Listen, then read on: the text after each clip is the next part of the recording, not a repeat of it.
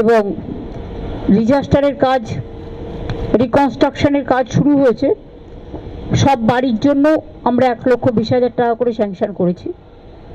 আর যে পরিবারগুলোকে আমি বলেছি যাদের 5 লাখ টাকা করে দেওয়া হয়েছে, তাদের আমি একটা করে স্পেশাল হোমগার্ডের চাকরির কথা বলেছি, সেটাও আমরা করে দেব। আমরা 15 দিন টাইম নিয়েছিলাম, আমরা তার মধ্যেই করে দেব। কাজে বাদ বাকি কতটা রিকনস্ট্রাকশনের কাজ হয়েছে, এখনও কতটা সার্ভে করা হয়েছে, কত জায়গা থেকে জল কমেছে, কত মানুষ রিলিফে আছে, রিলিফ কিটস কিন্তু আমরা সব পৌঁছে দিয়েছি এবং যেটুকু বাকি আছে সেটাও পৌঁছে দেওয়া হবে।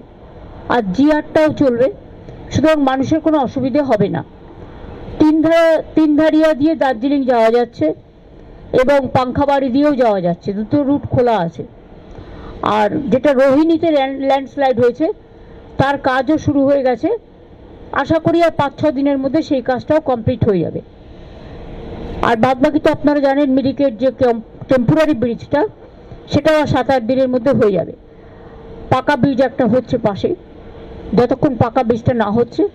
তাছাড়াও কিছু কাঠের ব্রিজ ছিল, অলরেডি কিছু কাঠের ব্রিজ অলরেডি কমপ্লিট করে দেওয়া হয়েছে।